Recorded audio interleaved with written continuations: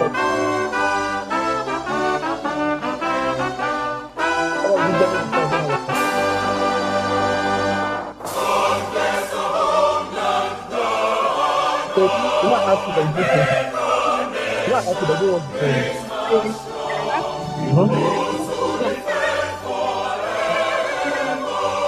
bring me 500 naira. Bring me 500 naira.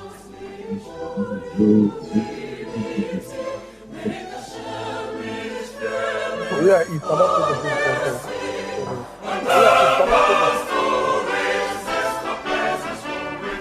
only like 1,000. Just try to make it.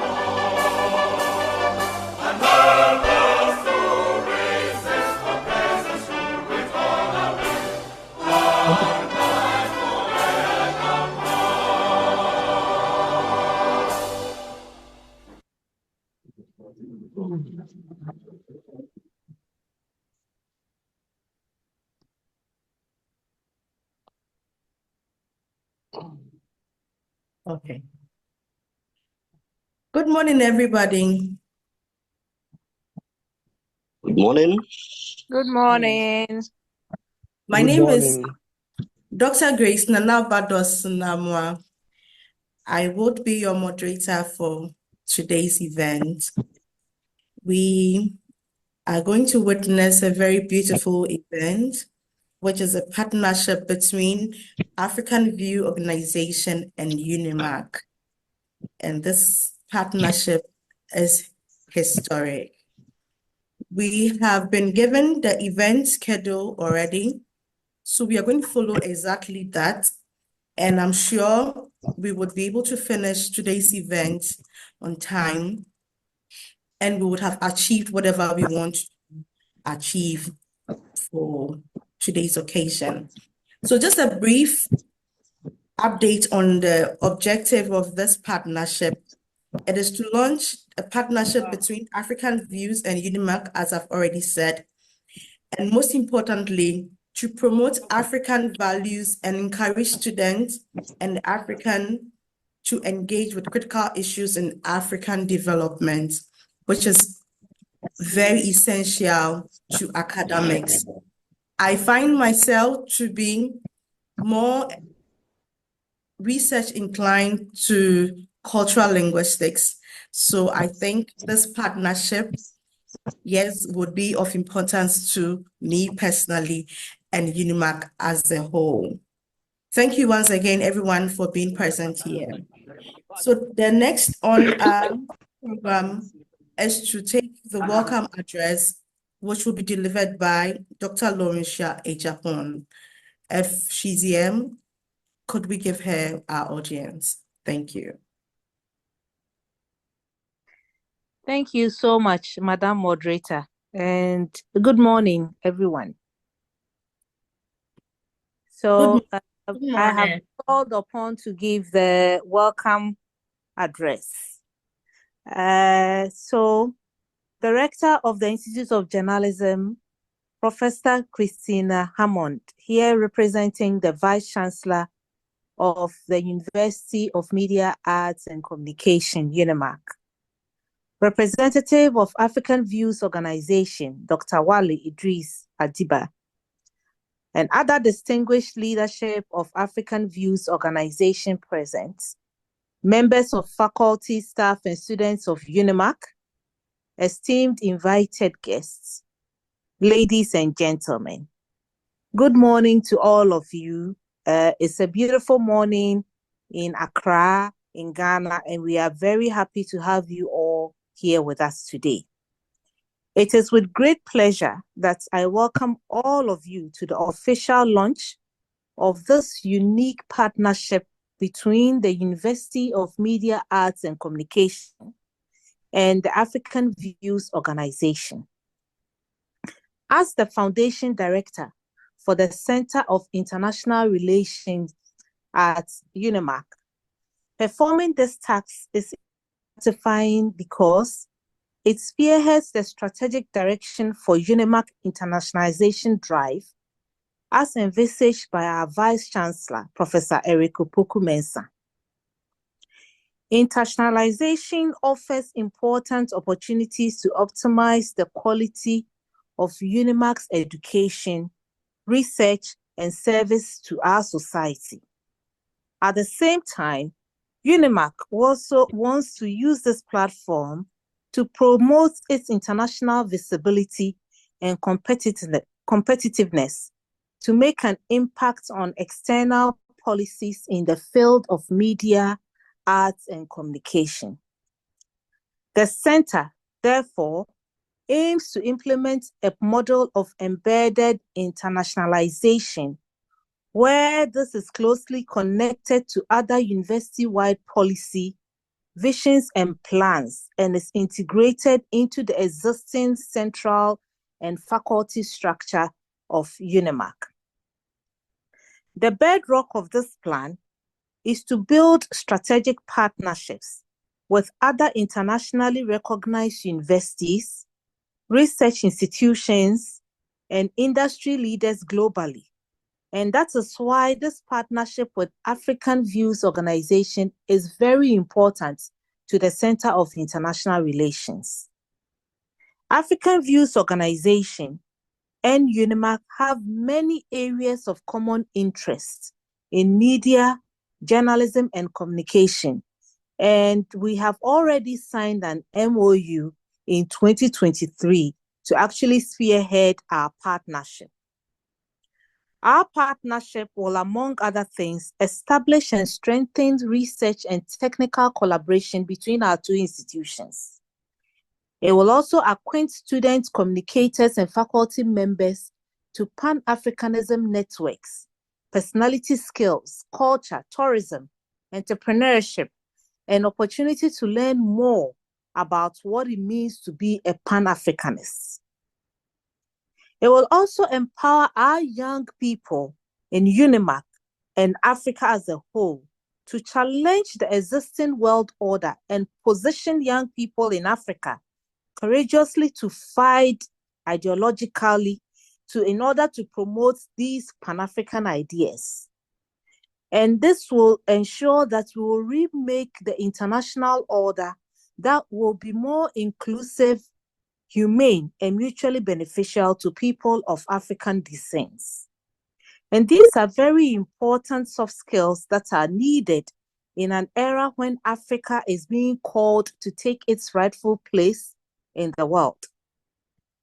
Africa now is known to have the youngest generation across the world. And it is important that we spearhead this partnership in order to ensure that our young people will take this Pan-African views in whichever parts that they find themselves. Our partnership with African Views Organization will drive the African agenda. And I am excited about the opportunities that this partnership will offer to our faculty, to our staff, and our students. I must quickly mention that the Center for International Relations at UniMAC has many exciting projects for our UniMAC community. So I will entreat our members of the community to kindly check out our page on the UniMAC website. And our doors are also always open for discussion on possible international collaborations. Ladies and gentlemen, I will not bore you with a long speech since my task here today is a very simple one, and it is all about welcoming you all to this very important event. So on that note, I would duly welcome you all to this launch event that is going to spearhead the partnership between University of Media, Arts and Communication, UniMAC, and African Views Organization. Thank you all very much. Thank you very much, Dr. Lorisha-Agyemang. That was a good one. So we would appreciate it if members could turn on their videos when it's their turn for talking, or even as you said to. So we feel that we are together. That is, if it's okay with you, but we would really appreciate that. The next on the bill is to listen to the opening speech. Initially should have been done by our Vice Chancellor, but now it will be done by the Rector of Institute of Journalism, Professor Christiana Hammond. Professor, if you're around, the floor is yours. Thank you. Thank you very much. Prof, could we see your beautiful face? My video is on. Can you see me? No, please. I think it is operated from there, the one operating, because from here, my video is on. Okay. I don't know if the technicians can help me, but you can hear me, right? Yes, we can. Oh, first maybe my video. All right. So the guest speaker, other distinguished guests, the Director, Center for International Programs, the Dean, Faculty of Integrated Communication Sciences, the Head, Faculty, and students of the Department of Integrated Social Sciences of the University of Media, Arts and Communication. Ladies and gentlemen, with your kind permission, I would like to stand on the existing or established protocols to bring you warm greetings from the Vice Chancellor of the University of Media, Arts and Communication, in the person of Professor Eric Opoku-Mensah, in whose stead I am privileged to stand as the guest of honor for this historic occasion. The VC would have loved to be here this morning. However, another equally important engagement has taken him out of town. I'm therefore humbled by this opportunity to represent my Vice Chancellor and to be part of this momentous partnership launch between African Views Organization and the University of Media, Arts and Communication.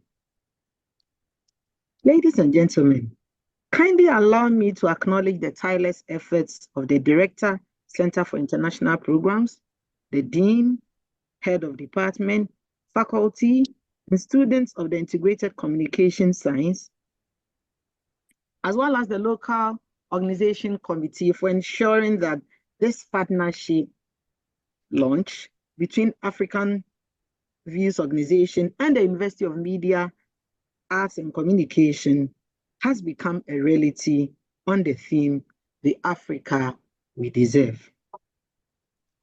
Invited guests, I'd like to associate myself with the opening and refreshing welcome address delivered by the erudite Director of the Center for International Relations, particularly on the purpose of this gathering and the significance of this partnership. The aim of the African Views Organization is to help promote African values, including the upholding of integrity, honesty, collectivism, hospitality, resilience, determination, patriotism, and respect for authority, among others. The African is socialized from birth into these cultural values, and it is important to applaud the efforts of the African Views Organization for their being intentional in promoting values that will cause us to be intentional in engagements on issues that will lead developments in Africa. Many years ago, the mention of Africa was synonymous with poverty, diseases, illiteracy, hunger, and all the negatives that one could think of. Surprisingly, among these negatives was an image of happy children in groups, trekking several miles barefooted on muddy roads to access education. To the rest of the world, this was a negative image. But to us as Africans, it was a demonstration of our resilience, determination, and hunger for knowledge to help us create a better version of ourselves and to prepare us not only for the Africa that we want, but more importantly, the Africa that we deserve. Today, the narratives have changed. And to quote from African Views Organization, new narratives rooted in old wisdom, is what we have and will guide our directions. We are happy to know that the mention of Africa in the recent past connotes positivities such as cultural diversity, natural resources, scholarship, hospitality, and people who are intellectually hardworking and can rub shoulders with their contemporaries. Like the Gen Zs will say, Africa is a homewood. It is heartwarming to inform this August House that the goals of the African Views Organization, which are linked to the goals of the African Union, Agenda 2063, and the United Nations SDGs, are in sync with the vision and mandate of this great university, University of Media, Arts, and Communication. As a university, one of our aims is to provide higher education, conduct researches, and disseminate knowledge related to the development of the media, arts, and communication, and to provide industry and societal needs. In view of this, we have a robust curriculum that combines indigenous knowledge with global praxis to produce graduates who are problem solvers, innovators of technology, and critical thinkers with 21st century critical and social skills. These, to us, are key to sustain the Africa that we deserve. I foresee the fostering of African View Organization, student chapters in all universities in Ghana and beyond, led by faculty and students of UniMAC in the nearest future. The Director, Center for International Programs, has already enumerated some benefits and prospects for this partnership. I only want to add my voice by saying that through collaborations, this partnership will harness our energies so we can continue to provide solutions to the challenges we face as Africa. Through cultural sustainability and cultural harmony collaborative projects, we shall access the vast potentials and abundant opportunities beyond our borders to help make Africa better than it is now.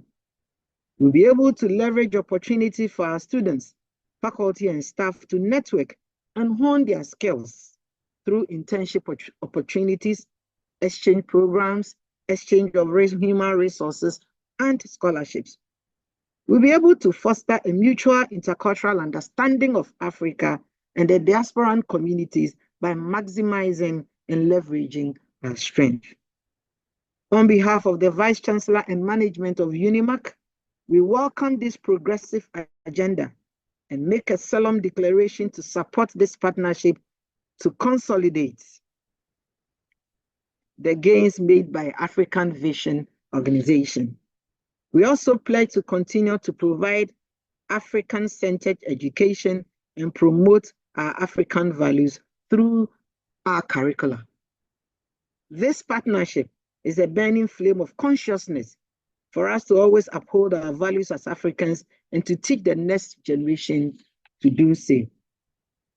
On that note, I declare the partnership between African Views Organization and the University of Media, Arts and Communication duly launched. Thank you very much. Thank you very much, Prof. Yes, that was a good one. Thank you so much. Great. Yes, it is. We would also want to acknowledge the presence of our colleagues from UniZulu, South Africa. Please, if you are here with us, can you give us a wave? Yes. Thank you very much for being here. Welcome. So, by the speech from Director of IJ, African View, we wish to tell you that you've brought this partnership to the best place you can get on African land. We have the manpower, the woman power, we have the facilities, we have the lecturers, we have everything you need It's a good soil you've brought this project on. We will water it and we'll see it grow. It will not die at the germination stage. It would blossom into beautiful flowers and it will grow into thick trees. So have this promise. Next, we would have our guest speaker, Professor Wale Idris Ijabat. I hope I mentioned the name right. He would, yes. So please, if you come on, could you mention your name well so I keep it? So Professor Wale for short, because I don't want to be held liable for mispronouncing somebody's name. You have the floor. Thank you so very much. Good morning, everyone. It's also morning here in the United States.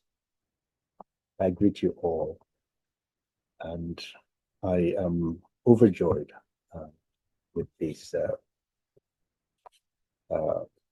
this important occasion. So I have prepared a presentation that will go along with my speech. So allow me please to launch that. And so here we go. And okay.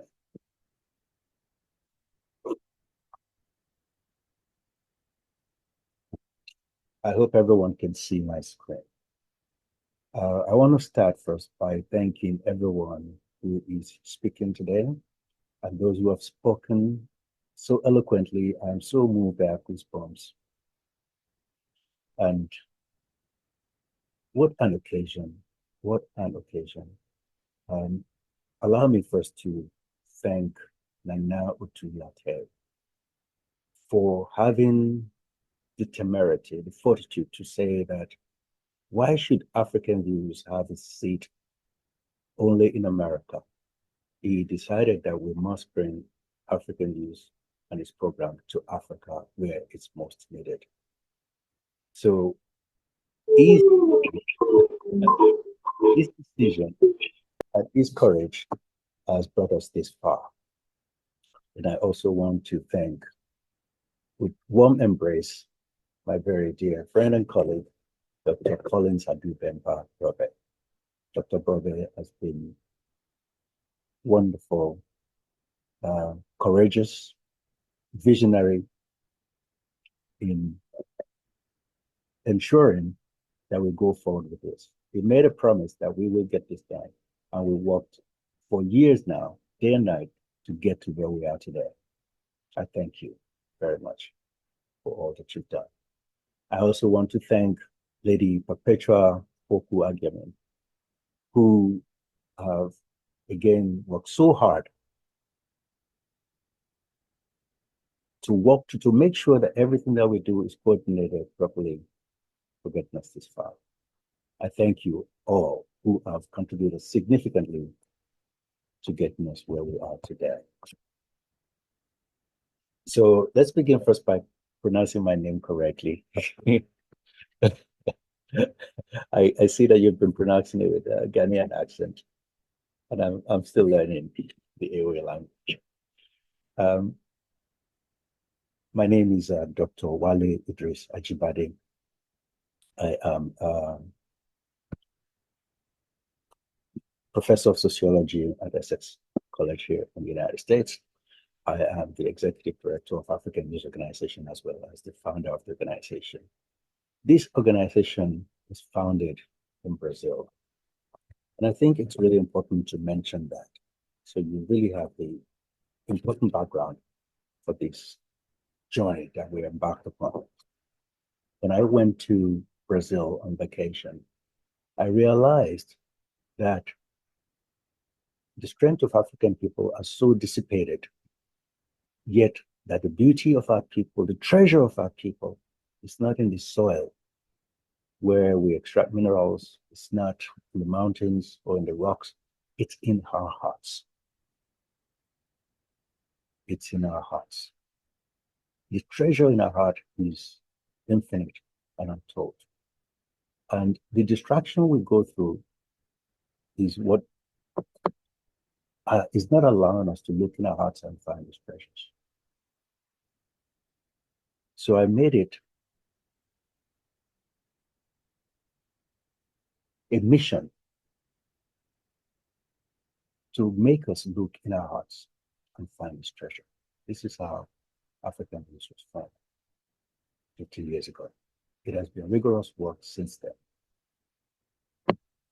So it's a serious milestone indeed to be welcomed in Ghana, which is the motto of Ghana in itself is Akwaba, which is you're welcome, welcome home. And this metaphor holds true. And I hope it becomes an adage that Ghana is the gateway to the hearts of Africa. So to be embraced by UniMAC is really a very serious ascendance, it's a very serious achievement. And I'm so grateful to all of you for seeing this vision, sharing this vision, and taking it to your hearts. I think what we're about to begin is a very necessary step in the development of all our people. And it's important to also understand that when we talk about African unity, which has always been the vision of Kwame Nkrumah, who worked tirelessly until his end to bring us forward in this vision. What we realize today is that this vision is impossible without uniting the institutions first. As a matter of fact, it is uniting the institutions across sectors, across industry, is exactly what unity means. So this alliance is really a great beginning. And once again, I'm grateful. Thank you very much. The potential for positive change is enormous. So as we celebrate this launch today, the launch of this extraordinary partnership between African Views and UniMAC, University of Media, Arts and Communication of Ghana, which I really believe is of Africa, and not just Africa as in thinking about Africa, of the entire world. So this collaboration marks a pivotal step towards fostering African values, nurturing cultural identities, addressing critical development issues that impact our continent and the diaspora. So as we embark on this journey, we invite you all to envision a future where academic excellence, cultural richness, and innovative communication converge to create positive change across Africa. So let's begin with UniMAC. Why did we seek to partner with UniMAC? Well, and what does African Views in itself bring to the table? I think it's important to mention all of this.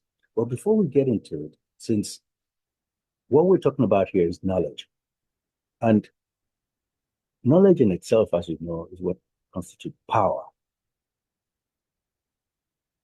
However, knowledge in itself cannot do much until it's implemented, until it is used.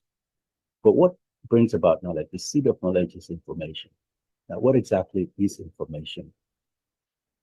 Because one of the things that we've identified, if knowledge is power and Africa is powerless in the circle of the world or the perception of the world, then there is something disconnecting there, right? Because the data exists around us everywhere, but data in itself is not information. We have to curate the data to inform us first where to look for the treasures, to inform us to look wherever we need to look. So information is a fundamental element of our world. It encompasses the facts and the knowledge and insights that shape our understanding and guides our action. So it's very critical that we begin with an institution like UniMAC. It's important for the development that we need, for decision making, for problem solving, learning, and all the growth that we need, fulfilling the curiosity of the minds of our youth, our young people, bringing this transformative benefit of effective information utilization. How do we use information? What do you use it for? Now, this is what media is. If media is curating this information, then communication is making sure that this information is consumed and digested.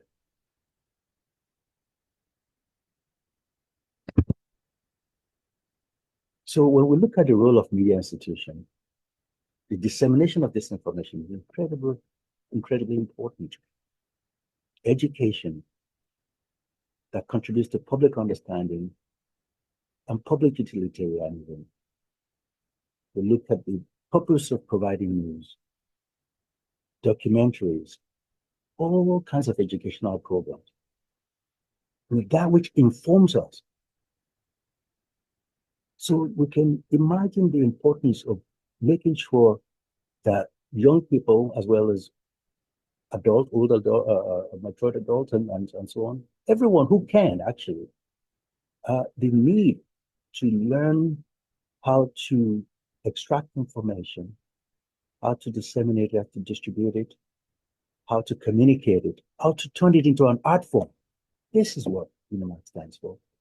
This is what is expected of a university that is dedicated to media, arts, and communication, which is just more than, it's more than any form of educational institution. It's a hub for creativity, innovation, critical engagement.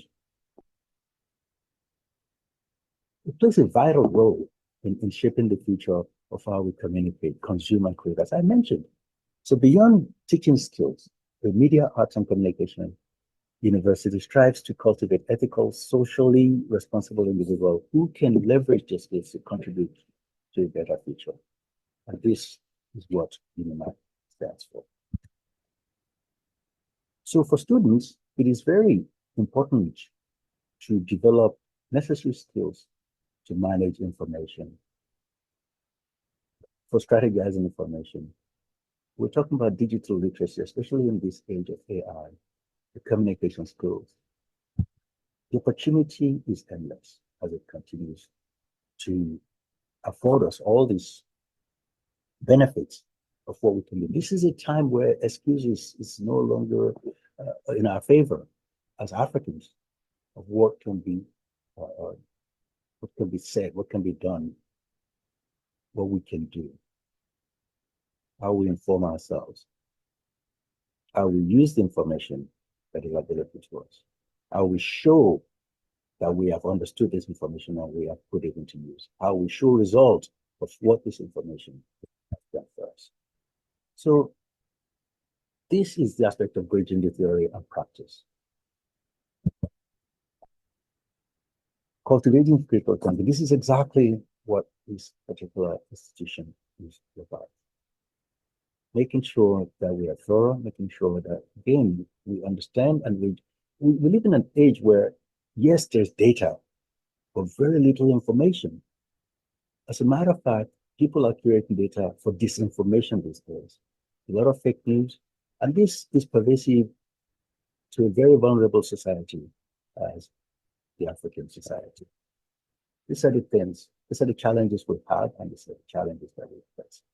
So yes, we do adapt all this new technology, and we need to utilize them in the right way, making sure we use it to empower diverse voices, actually to even seek strength in our diversity as African people. The richness of our diversity, the richness of our arts, the richness of our culture. As a matter of fact, one of the things that we misunderstood so much in Africa is our culture. And it's about time that we begin to put it in a different light, to show that it is our GPS. It is our natural global compass, that which guides us whenever we're lost.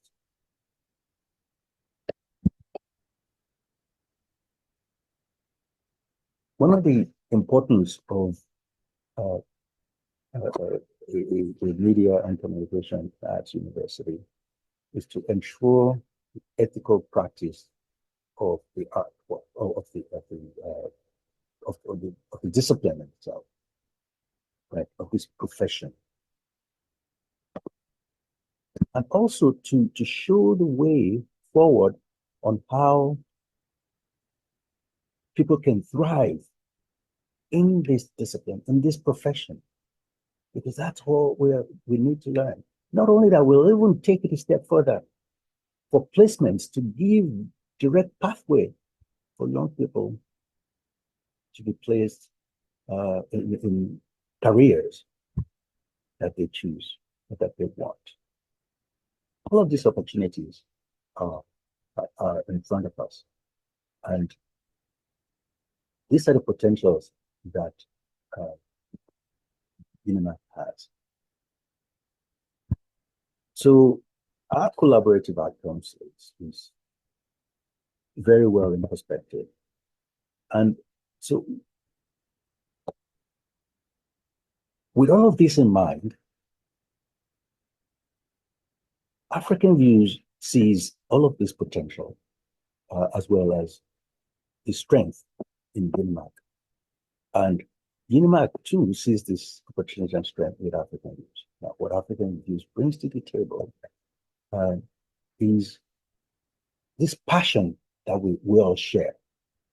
Okay? When we developed African Views, we started actually with data, collecting information, collecting numbers. It's actually very quantitative. And we created 100 indicators that looks at different disciplines in the African world. We did this analysis to make sure that we measure accurately how many Africans are in each country in the world, and measure the social circumstances, the health circumstances, the economic circumstances, the political circumstances, etc., the educational circumstances.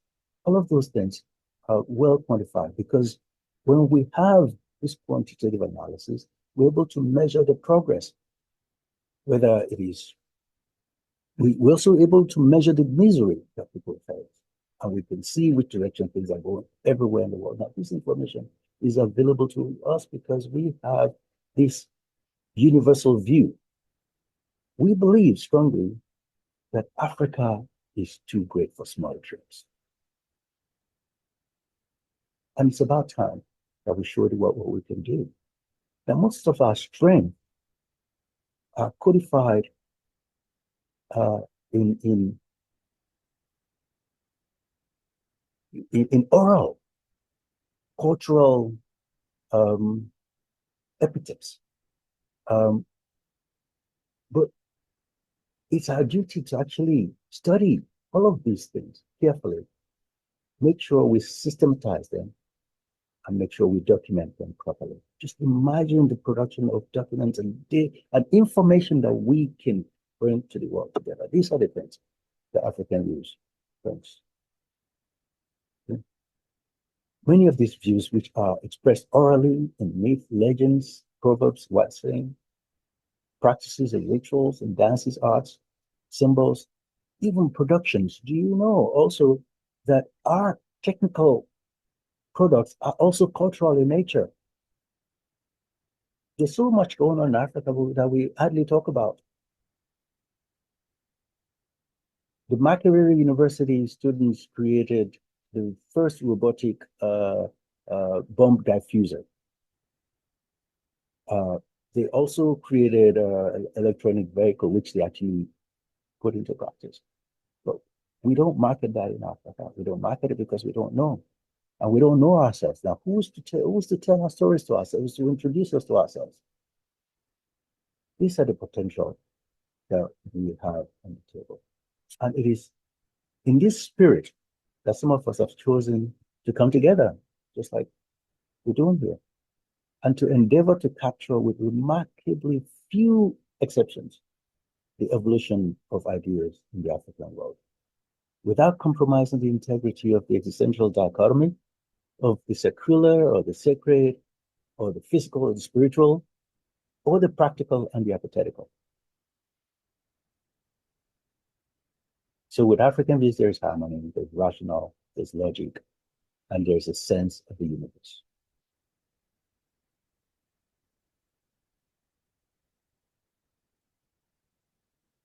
There's so much more with the African views. So if we give a good overview on the spectrum of categories of information, as mentioned earlier by the rector, there's so much resources for us. A combination of what the visions of the African Union, which is based on the Agenda 2063, as well as the SDG Agenda 2030 of the United Nations. Now, while this thing sounds very different, we know that they are the same thing. And it's our duty to inform ourselves, make sure, because eventually it is how it is implemented, not even how it's implemented, but rather the result of all of these activities and efforts that matters. How do we really improve our society? How do we advance our society in every category, whether it's women, children, youth, adults, culture, all of those things in every way, infrastructure, and show how much power that we have. And it again begins with information and knowledge. So we have all of this. The ability to see how we connect our economy through all the stock exchanges that exist in each African state, they need to be connected. And beyond that, we need to bring the Caribbean stock exchanges as well to connect with the African state. We need to learn how to trade with each other. And who is to do this? Again, we begin to see the importance of media, whether it's in politics, whether it's in arts, whether it's in trade, commerce, everything. So I think that we have a continent to teach. And I'm so happy that the continent has a place to come to, which is, and African Views will be there to drive people, to inform people, to guide people, to make sure that all our work are understood and that people are able to use the resources that we are bringing to the table. We're able to bring together our expertise, both UniMAC and African Views, in research, in analysis, in dissemination and channeling, and in publishing. The synergies of diverse cultures that we will bring together, the theory and practice, making sure that we amplify the African voices, addressing critical development challenges, empowering collaborative research, building sustainable future for the continent and beyond, for the people, the industry, the partnership, the next generation leaders, guiding them, making sure they know where to go. So what is even most important is this tapestry of African cultural landscape that we need to bring together like never before. So there's a huge promise on the table here on how we must build a prosperous Africa. So I'm very happy that we are embarking on this wonderful transformative journey together. I'm very proud of what has been done thus far, and I'm very glad that we are able to start this journey together. I thank you very much for allowing me to make this presentation to you. As we have agreed, we will now to the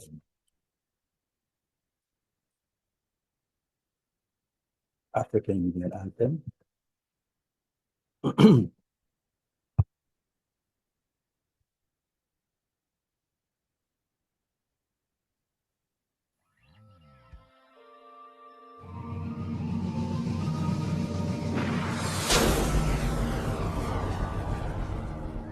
of life. Let us all unite and sing together to uphold the bond that frames our destiny. So let us dedicate ourselves to fight together for lasting peace and justice on earth. Oh, sons and daughters of Africa, flesh up the sun and flesh up the sky. So let us make Africa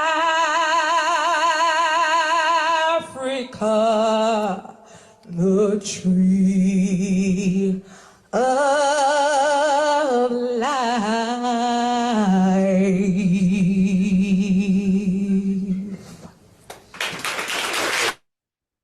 Thank you very much. Dr. Abba? Thank you very much, Prof. That was a very interesting speech. What I took from what you said in summary is that this partnership seeks to promote African values and cultural harmony through collaboration and through research geared towards global intelligence.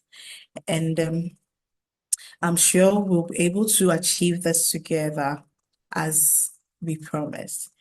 Next, we'll have the declaration of the official launch, which will be done by Professor Christian Hammond, Director of IJ. Prof, if you are here, the floor is yours now. Am I on the program again? Yes, please. You are supposed to declare the partnership officially launched. Oh, okay. I declare that after my speech, but I'll do it again. You did, yes. I'll do it again, no problem. Exactly. Okay. So, having listened to all the benefits that this partnership is likely to bring to the University of Media, Arts and Communication, on behalf of the Vice Chancellor and management, I duly declare this partnership launched. Thank you very much, Prof. Next on our bill, we have the speech by Professor Samuel Ntiwosu, the Director of the Institute of African Studies, University of Ghana.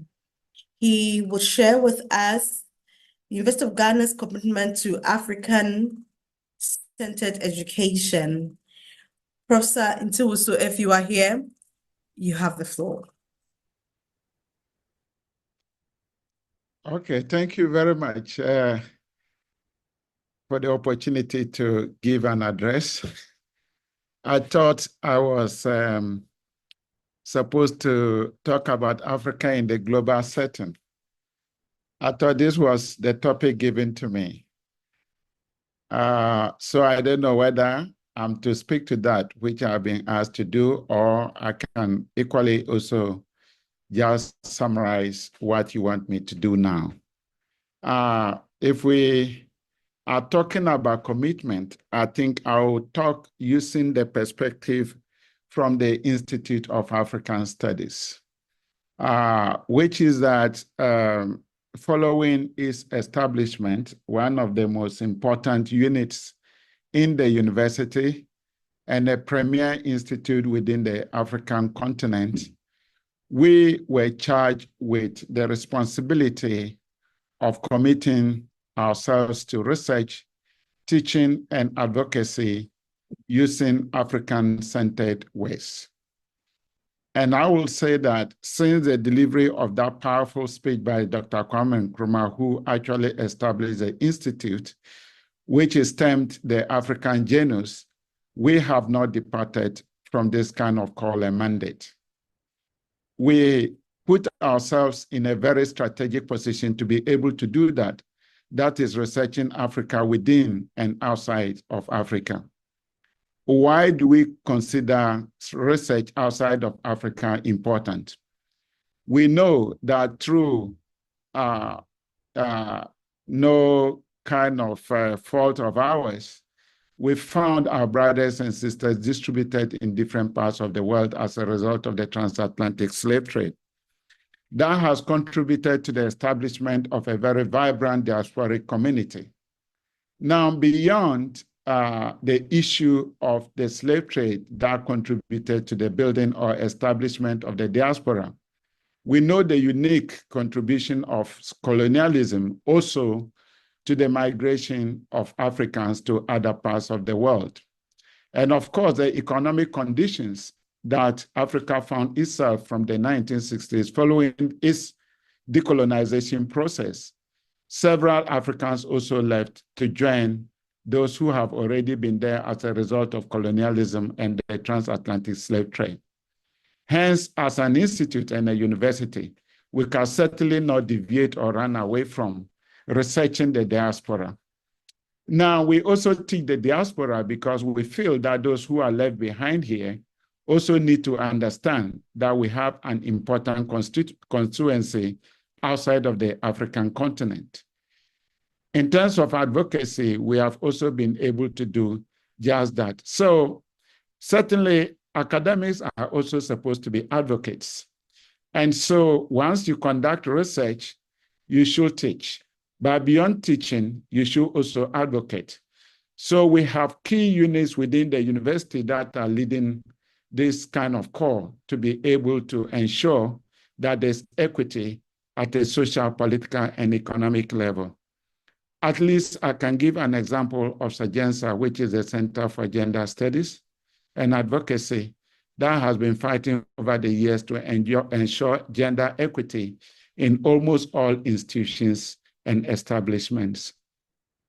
Now, I can also say that individuals, through their own works, have also ensured that there's some kind of peace and land equity. So there are different departments that are also engaged in that. So definitely, I would like to end this submission by saying that the Institute of African Studies as a unit, and by large the University of Ghana, through what I have just said, has been committed to the whole issue of ensuring cohesion within the African continent and projecting our ideals. Thank you so much. Very grateful. Yeah, Prof, before you leave, we still want to hear something on Africa in the age of globalization. Okay, thank you so much. I think that was exactly what I was asked to talk about. So you caught me off guard by saying I should deal with this. But that is okay. I'll now come to the very topic that I've been asked to more or less address. We are very much aware that Africa as a continent has almost over 50 countries within. Some, I think about 54, so you may correct me. It's also a continent with a very vibrant youth. I mean, analysis shows that at the moment, it is this continent that has the majority of the youth living in here.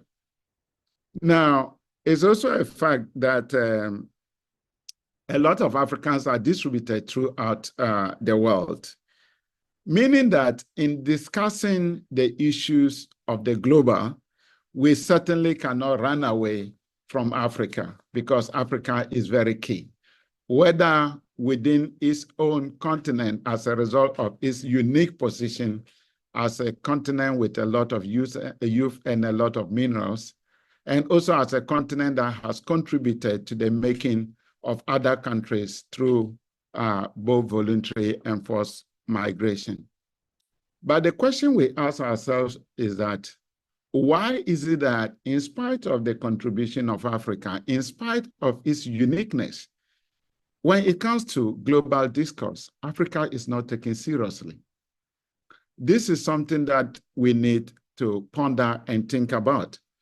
Now, the response to this very critical question lies in the fact that education or the educational system should in part be blamed for this. One will wonder why this should be the case, that education is liberating, education is progressive, and yet why should it be a basis for which people don't take us seriously?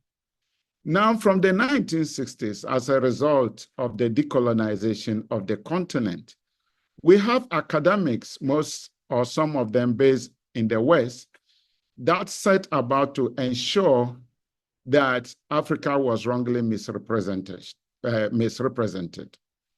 At least I can make the case of Trevor Roper, one of the most respected historians, who at a point in time indicated that Africa had no history.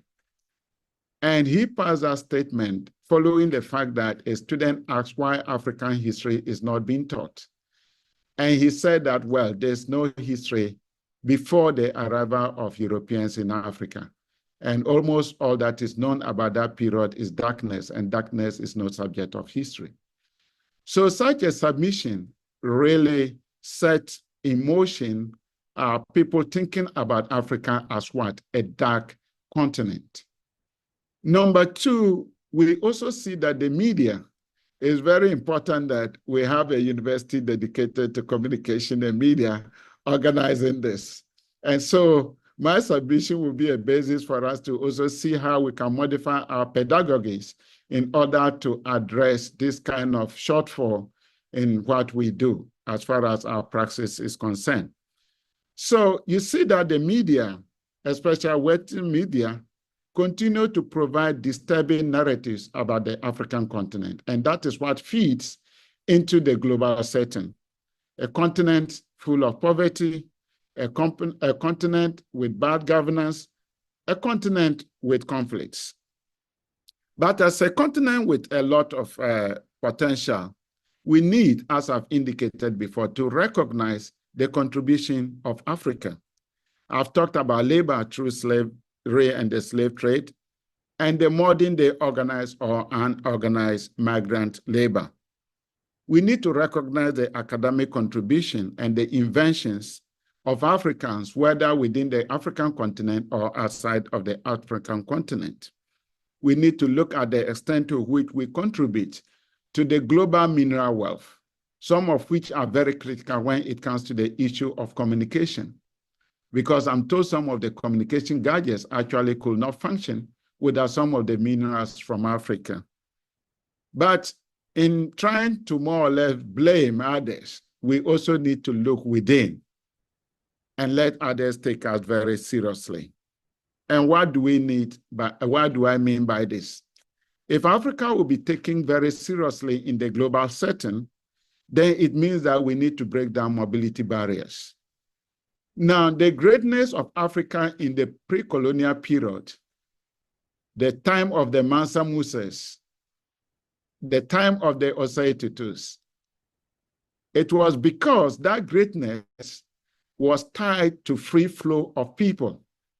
So the erection of artificial barriers following colonization itself has the capacity to retard and to discriminate Africans among themselves.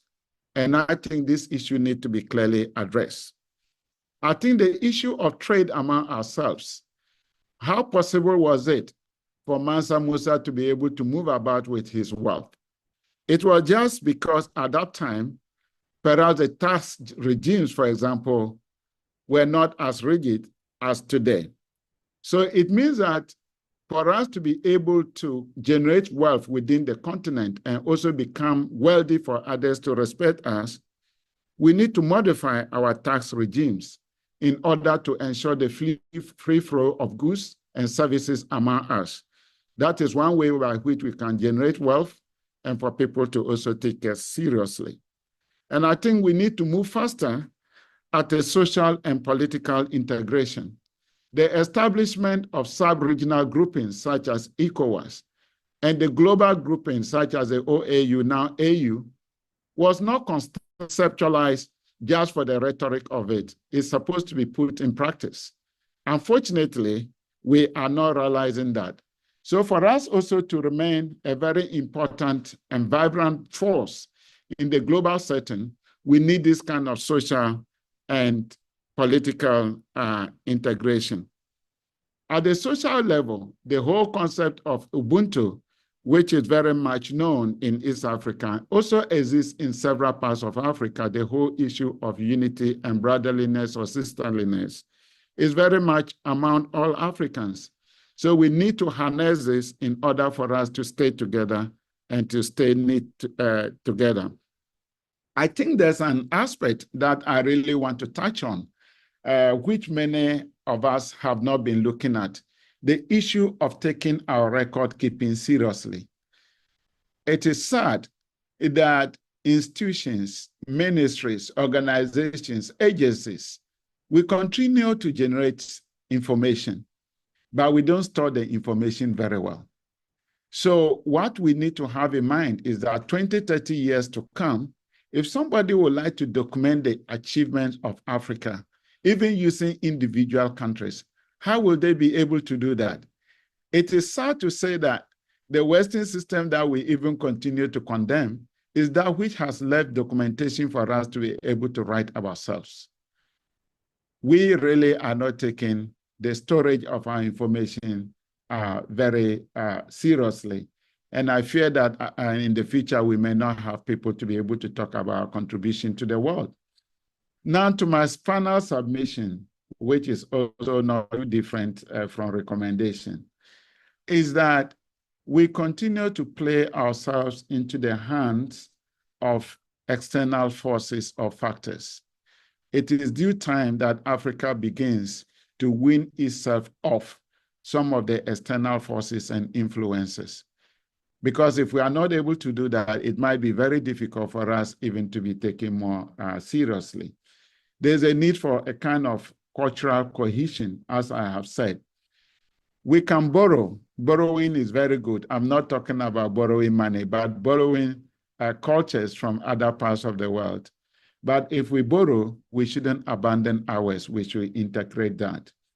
And I think I would like to reiterate the importance of the University of Media and Communication in organizing this conference, because I think almost everything revolves around you as a university.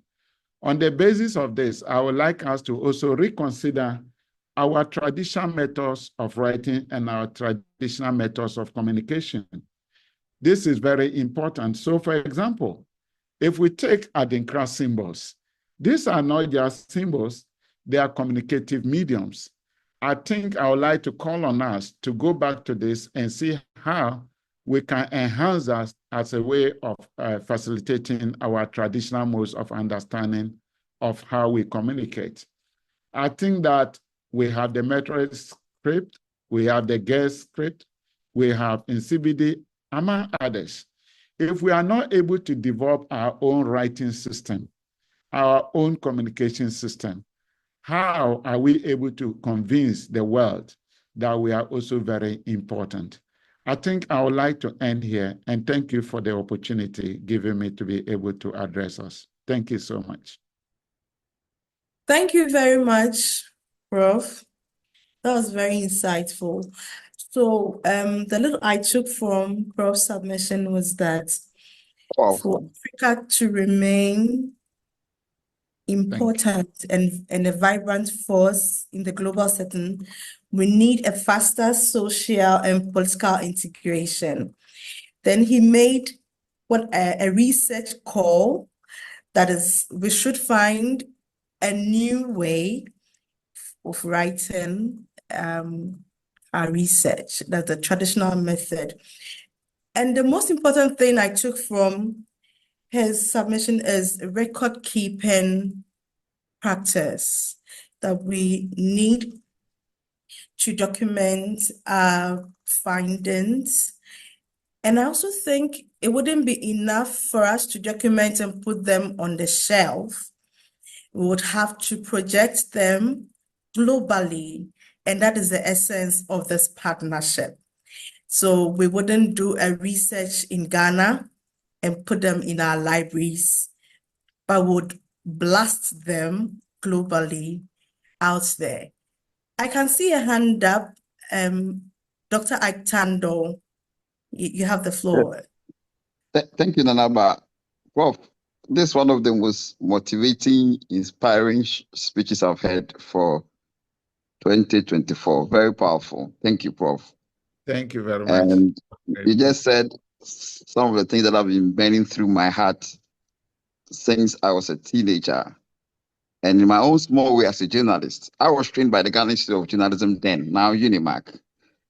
And most of my writings and advocacy, because I'm a typical Kwame Nkrumah follower. So most of my articles in Daily Graphic, if you go through Daily Graphic of the early 2000s, you see some of the advocacy work that I was doing towards this. But Prof, you said something that's very important. And I keep on hearing people say, we need to start our own language, as you said, very powerful. When is the time? Who is supposed to start? When? Because, and I said this thing controversial because it's a very serious academic platform. And it saddens my heart when I hear, even with the papers that we publish, when we are going for promotion, they are saying publish in Emerald, 5-star, 3 stars. Where are the 5-star, 6-star coming from? All of them are from the global north. When you write a paper, your own colleagues are even looking down on you because you are not publishing in Emerald.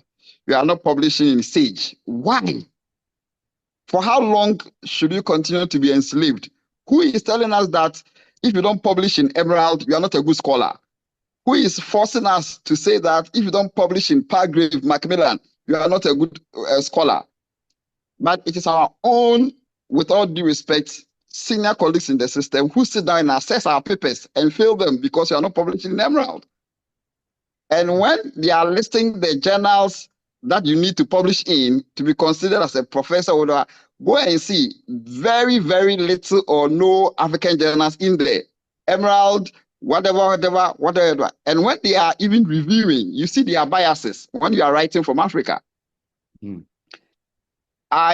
With a lot of respect and a lot of humility, I know this is a very serious platform, so I have to be very humble with my choice of words. I started writing novels very early in my life. By age 19, I've started my own publishing house, writing novels, telling the African story.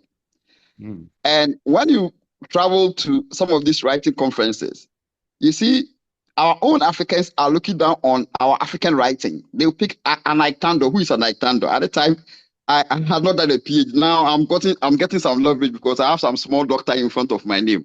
So they look at me well.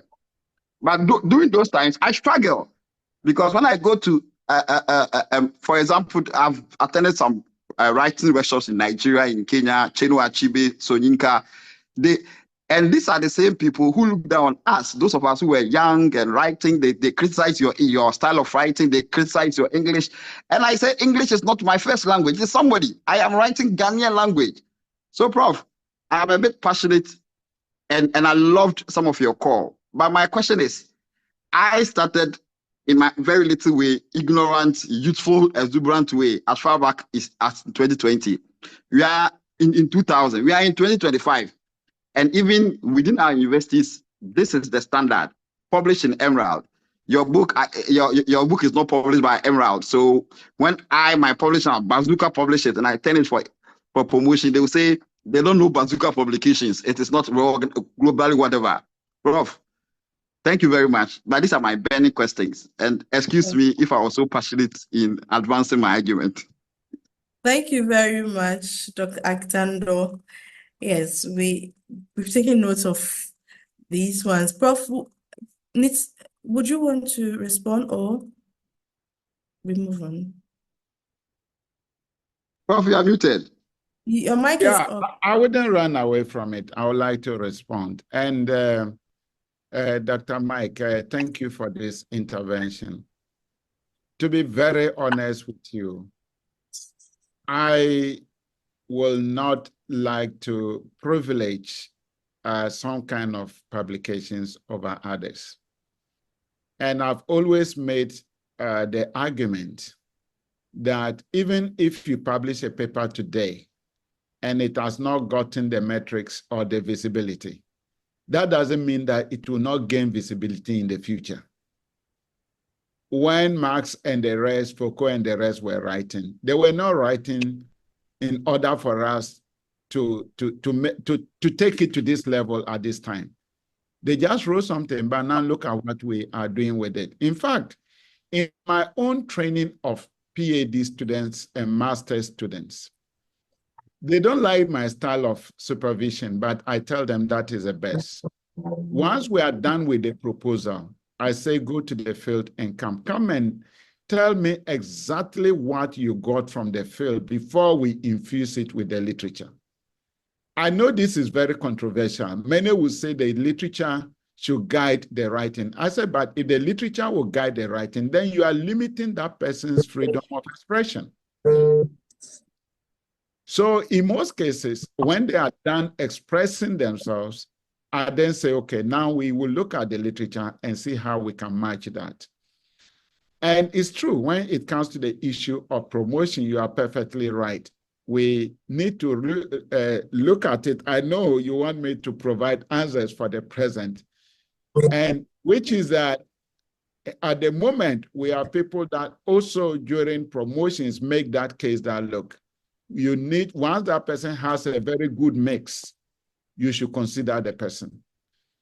The person has published one or two, and maybe some of the journals that we consider high tier.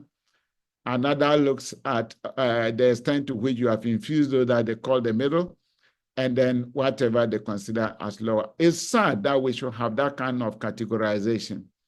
But I can say that we have really moved very, very fast, because this is, if you look at the number of people that are promoted, you see that the numbers are just increasing.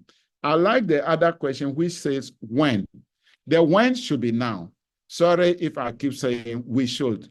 For example, if I'm writing any paper, most of the terminologies that I will put in that paper, I will first mention the word in my own language or in the language where I did the research before I put into brackets and bring the English equivalent. So whichever way, you will have seen that I've integrated an African language in it. So this is how we should begin. And by that, we'll also be able to help more or less let others appreciate our language and our communication systems. Thank you so much. Thank you very much, Prof. We are at the second part of the program. Next to deliver a speech is Nana Samoa Otulache. He's going to talk about building a resilient African personality. And in his speech, we should find the need for unity and cooperation among African nations and community. Nana, if you are here, the floor is yours. Nana is the president of African Views Ghana, and you're welcome once again. Thank you, my dear sister. We all thank God for bringing us together on this platform this morning for the luncheon. We also thank Professor Wale, who is a founder of African Views, and also tried to invite me some time ago to US. We put all these things together. And I also came down with the help of Nanajwa Awindo.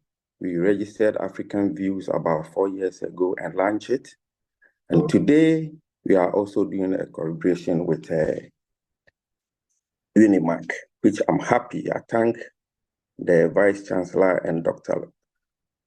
Collins, as well as PEP. Thank you all for bringing African Views and UniMAC to this level. Before I start my speech,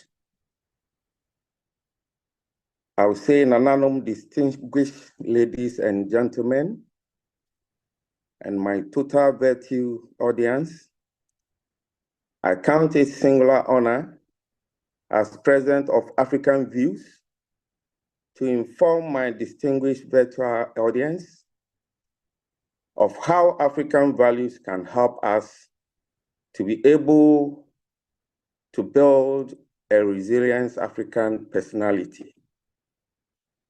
This sums up the vision and mission of African views. African values such as Ubuntu, that is interconnectedness, respect for elders, hospitality, spirituality, hardworking and perseverance, integrity and harness can help build foundation for developing a unique African personality. The main point for building a resilient African personality will include our cultural identity, communication support, adaptability, positive mindset, emotional intelligence, perseverance, spirituality, and our faith. Talking about one, cultural identity, we must embrace and celebrate our African heritage, culture, and traditions. Understanding and valuing our roots can provide a strong foundation for building resilience. Now we come back to community support. We need to cultivate strong relationship with family, friends, and community members. Drawing on the support of others during tough times can help building resilience. Now we come to adaptability. We need to be open to change and willing to adapt to new circumstances, flexibility, and the ability to adjust to different situations. Different situations are important aspects of resilience. And we talk about positive mindset.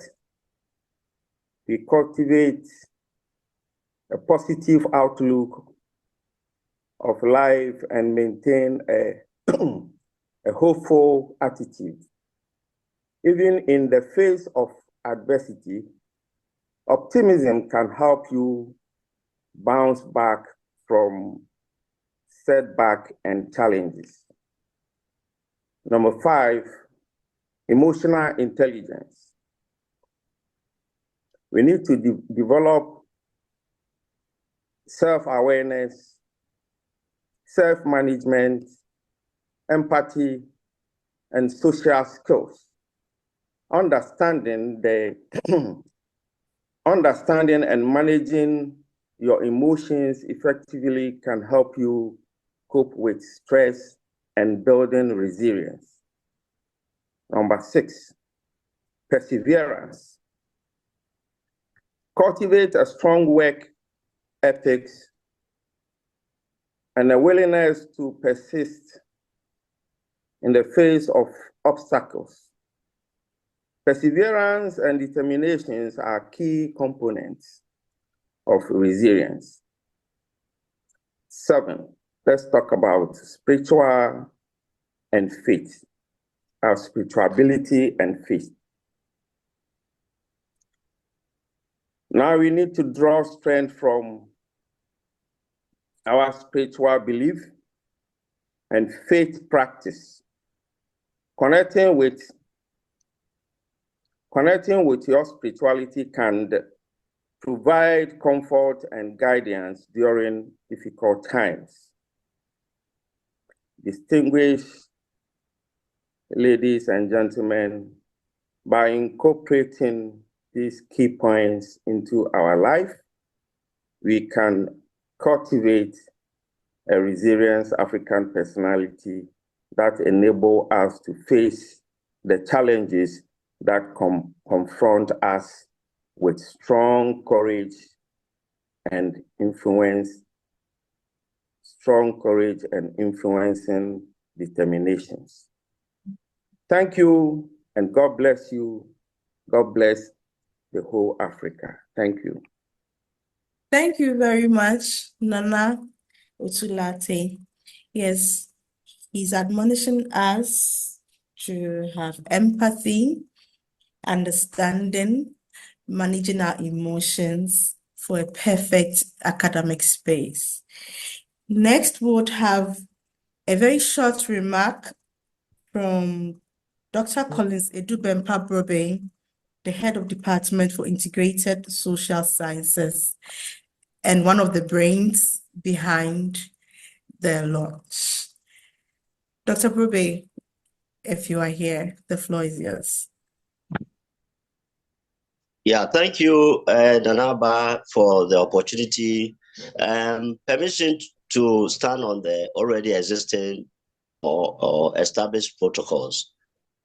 Very happy this event had happened, and I've listened to a number of presentations which I feel that are very helpful, and I even wish if I should be given the opportunity to go back to the classroom to learn more about this. I'm grateful for all speakers who have delivered so far. I wish also to express my profound gratitude, first of all, to Professor Eric Opoku-Agyemang, VC, UniMAC, for not only approving the partnership, but also delegating the rector of IJ, Professor Christiana Hammond, to make time to share invariable visions and mission of UniMAC with the global community today.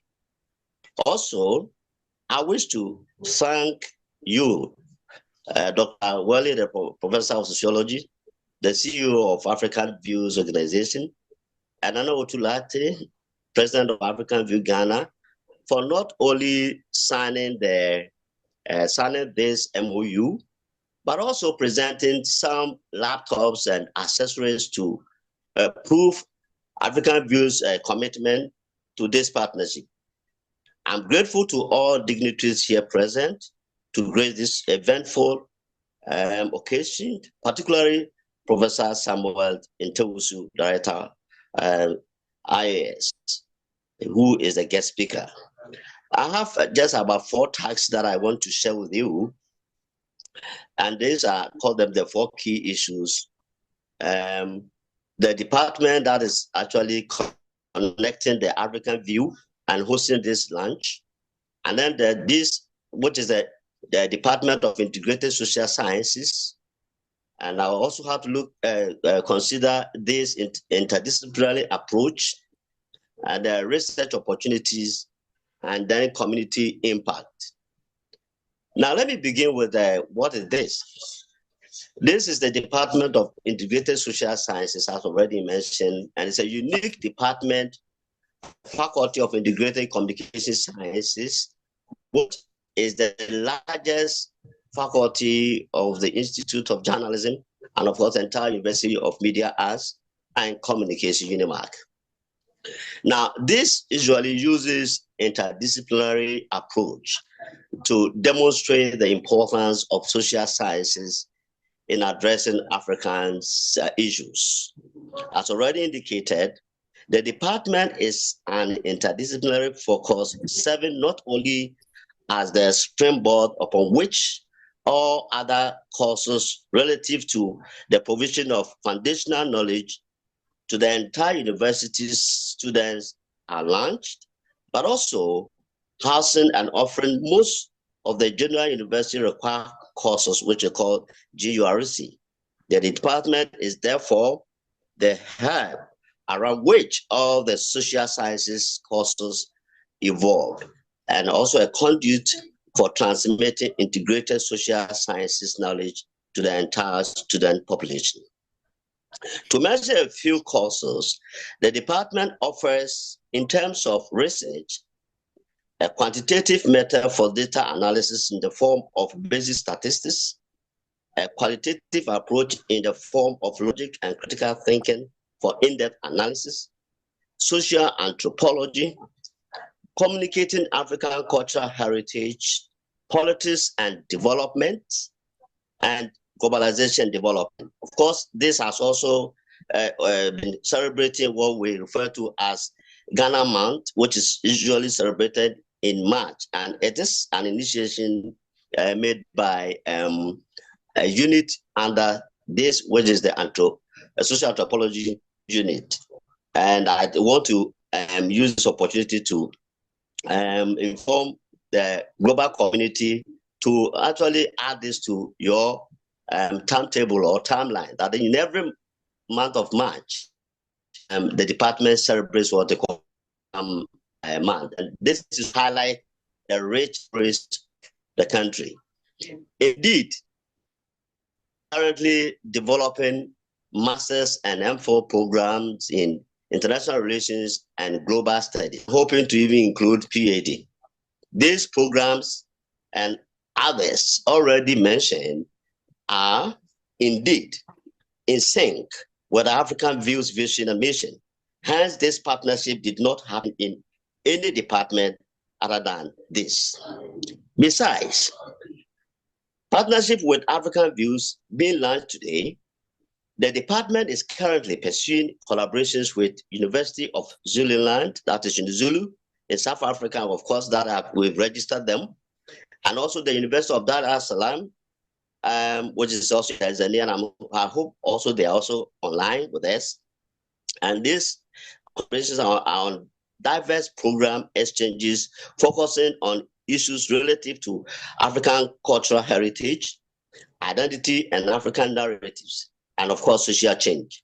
This intra-African collaboration, which I refer to as the South-South Partnership, also resonates with African Views' emphasis on promoting or bridging the African culture, entrepreneurship, and tourism gaps.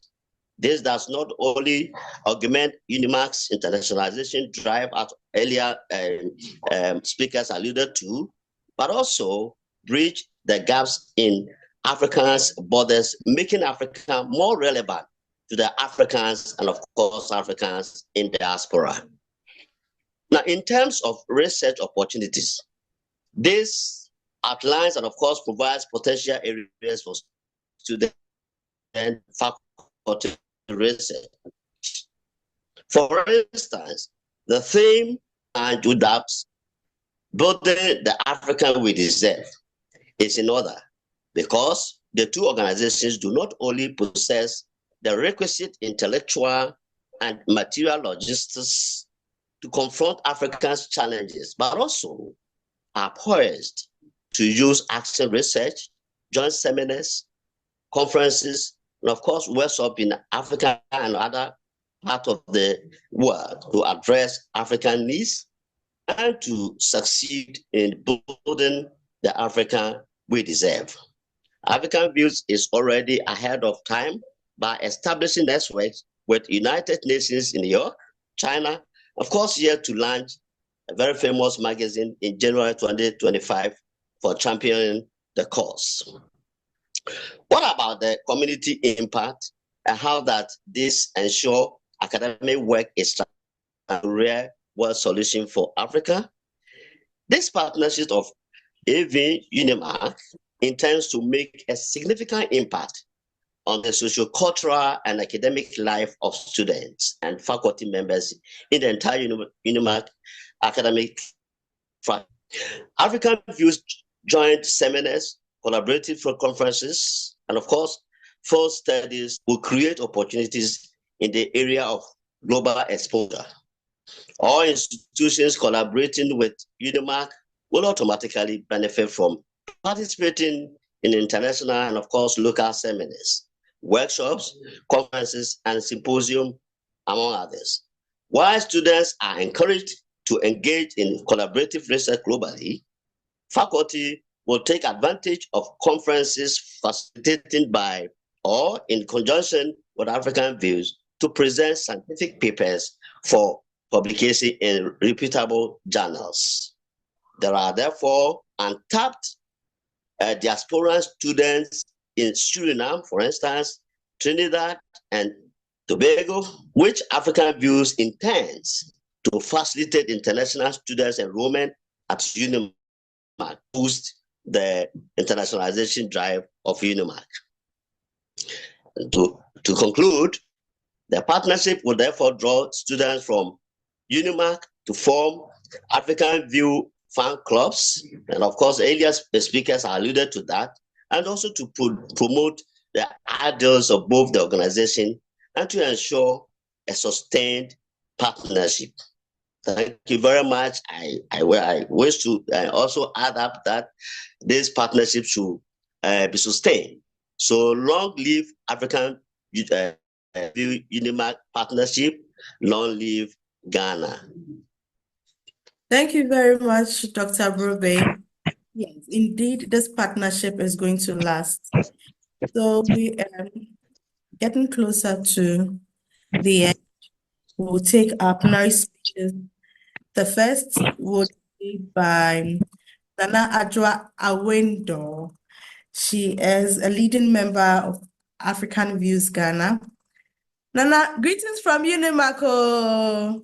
This time it's not greetings from abroad, because this is UniMAC. Greetings from UniMAC. So if you are here, Nana, the floor is yours. Greetings, Nanaba. How are you? Doing great. I'm still from UniMAC. Yes. I'm right here, and thank you so much. And I probably will go off the screen a bit so I can get a good network, because it keeps popping in and out. So give me just a few minutes to see my face, and then I'll pop off and then continue to talk. But honestly, today is an amazing day in the life of African Views. I'm sitting here with all goosebumps, enjoying all the amazing presentations that has come up. And just, I feel the same way with our past speaker who said he feels like going back to the lecture hall, and I feel same. As if I'm in a lecture room, imbibing a whole lot, as if I've never studied before. So that means that education has no end. We can continue to learn day in, day out.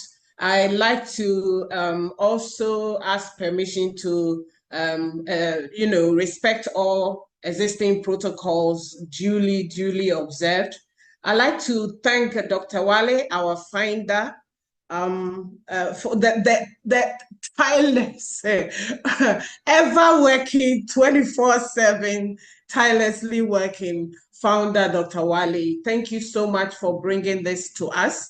I'd like to appreciate the immense contribution of Nana Otulate, our African Views Ghana president, for his investment, for his passion, and all that he has brought to bear for us to see African Views established in Ghana. And for this, this quantum step that by God's grace we have been able to achieve with this African Views and UniMAC groundbreaking partnership that seeks to promote African values and address critical development issues. I remember when a few years ago we initiated moves to explore the possibility of partnerships in Ghana and the processes we went through in engaging with various organizations. So today marks a very significant feat for us at AV. I know that posterity will refer to this era as epoch. You know, personally, it's a privilege for me to have this opportunity to serve two organizations that are deeply rooted, African Views and UniMAC. And for those of you who do not know, I'm a proud NAFTI trained professional in film and television editing and a former lecturer as such. I taught at NAFTI after I had completed, and with all the inculcated values and versatility acquired, my multimedia career that people see today and they appreciate, enjoying our programs and all that, was well shaped into a multi-skill documentary film and television production person from NAFTI. I do events management and many other sectors in my field of endeavor. And this is exactly what AV brings to the table. Opportunities for training and research, exchange programs that will build our youth to be multi-skilled and relevant wherever they find themselves. All the objectives of this partnership speaks to me in many ways, but from where I sit, where I have combined tradition, culture, multimedia, and all that, I seem to tilt a bit more towards the African values engagement in which we intend to foster deeper understanding and the promotion of African culture and societal values. So I'll touch a little bit about the storytelling power. Years ago, I had opportunity to attend a conference in Berlin, and we were discussing reporting Africa, and I heard Professor Ntewusu mention that, touch on that, reporting Africa. How do we report Africa, and how does our storytelling, how does it impact on how the world sees Africa? And at that conference, I brought up an issue of how a documentary producer who do not live in Ghana came to Ghana and did a documentary on how music is used in our systems. So he used music at church. And I saw images of people's barefoot thumping to drums under a tree. So the church was actually under a tree with people's feet, bare feet, thumping thump, thump, thump, thump to music of drumming in the church. Supposedly, that's the church. I saw a corpse of an old chief with akofena and all those things. And then a dirge was being played, a woman crying, and they called that the music for the dead. And so many other examples that were so negative to the core that I sat there in the room and I mentioned that this report that was brought to the world, and that documentary, I'm sure maybe some of us have seen the documentary I'm talking about. Unfortunately, I don't have the heading or the title at hand. But I mentioned it at that meeting that the way the world reports us almost always gives that picture, a frame of mind to people who do not have the experience of being in the countries. So it is very important that media plays critical role in shaping narratives about Africa's progress and potential. Don't we remember the way America was and continues to be projected to us? Any film made in America would have a flag, whether we like it or not. It will show the Tarzans, and it will show the muscular guys, and will show the achievers, and will show the all that positive. But how many times do we have the opportunity to showcase Africa from our point of view? How do we represent Africa? How do we focus on our innovations? How do we talk about center of creativity? How do we talk about our entrepreneurship, our mothers who have been the helm of affairs, who go to the market, who sit on vehicles, who go out there and bring foodstuffs and feed us 24/7? How do we promote them? How do we tell these stories? How is our cultural narrative coming out? How does it present in our storytelling? Do we talk about economic development? How do we report on our economic growth? How do we address our challenges?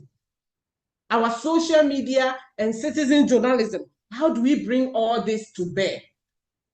It's important that we are in a global space, and media can place Africa's progress within a global context and comparing it with developments in other regions and illustrating, all the things that we do, that fostering a sense of shared global progress. We have a role to play to put Ghana on the map, to put Africa on the map. We have a role to play as media practitioners, as African Views bring this collaboration and partnership to us. We have a lot to do to protect our children, to push the agenda, to inculcate these storytelling qualities into our youth, so that henceforth we will be telling our stories our way. I need to touch on cultural preservation because Dr. Wale asked me to say a few things on that. And I know that we can showcase African tradition through modern media, and it's vital for so many reasons, but I'll touch on just a few. We know we have cultural preservation. The modern media can help document and preserve traditional practices. So years ago, we did Bragro in my community at Fija Kwabre. And as I have a bit, of information, and I have done a little bit of NGO work, I have gone into a lot of discourse to talk about, dynamizing our cultural practices. I insisted that at that practice, we should not do indecent exposure. So we finished the program and everybody was happy because our girls were well kept and we processed them and then we concluded. At the end of the day, what came into my mind was that why didn't we document this process to show to the world that, yes, you can do puberty rights, but there's a way to do it that will protect our girls from indecent exposure, that will encourage other ones who would have wished to go through the process, but felt reluctant because they know that probably if they come, they might go through some processes they would not be comfortable with. So we need to document the positive outcomes of our cultural practices and put it out there globally so that people will not continue to, we think it's a joke, but people continue to think that we still live on trees, or people don't know that we have mansions, we have cathedrals. I mean, cathedrals in this country, the Anglicans, the Roman Catholics, we have the action chapels. So why did somebody decide to do a film about Ghana church and music and decided to use a church and a tree? Our stories must be told. Our cultural practices must be enhanced and be promoted. That's the word, promoted, so that people will continue to see the real Africa that we are, but not what is being propagated. That is what misconceptions about Africa is so much, and it is showcasing, but we have to showcase its diversity and the richness. It is our responsibility. It is our responsibility to tell the story our way. It's our responsibility. I'm sorry if I'm being too emotional. Please forgive me. We have to talk about our youth engagement. And it is very important. We have to look at the way we have to train them and give them capacity. We have to be there to mentor them. We have to create community media initiatives and do a lot of late, you all know, digital platforms are available and we have to leverage on it so that our information will get out there very, very, very clearly. It's very important that as we continue to see the media, the raw media play in African development, we look at the information and awareness, how we advocate on our social changes and the economic growth, etc., etc. We have a lot to play. And I think that if we are looking at the way media is a driving force in Africa's development and how culture has a role to play in shaping public opinion, we know how we can influence policies and we can facilitate progress across multiple dimensions. Its ability to reach and educate the masses. We can foster accountability and promote cultural values. That makes it an indispensable partner in Africa's journey towards sustainable development. I know that we can make it with this amazing partnership. I'm looking forward to so much to happen. I can't wait for us to launch our first, cross-continent, cross-global programming so that our youth can have opportunity to, study or go over to the States and do some programs and have them coming back here and having equal programming with AV. That's with UniMAC and AV. I know we can do a lot, and I'm looking forward to this powerful partnership going forward. God bless you all, and thank you all for being part of this initiative. We are so grateful to UniMAC, executives, and all that are here in this house with us, especially our youth, the students. God bless you. Thank you so much for the opportunity to speak on this platform. Thank you. Thank you very much, Nana. Greetings again from you. Greetings, Nana. Greetings. Okay, yes. So Nana is telling us that if we don't talk about our culture, others will talk about it for us. And it's very important that we use the media to express the African identity to the global world. And that is what we need to do. Next, we'll have Mrs. Linda Bridges. Yes, so she's going to talk about the legal perspective. And I remember during my graduation, it was also the graduation for the law students. And the guest speaker for the day, a lawyer, a professor, he said something that when it comes to research work, ethics is very, very important. You may think you have the right to conduct your research, but at the end of the day, you may be touching on people's privacy. We need to take ethics as a very important thing that we have to consider.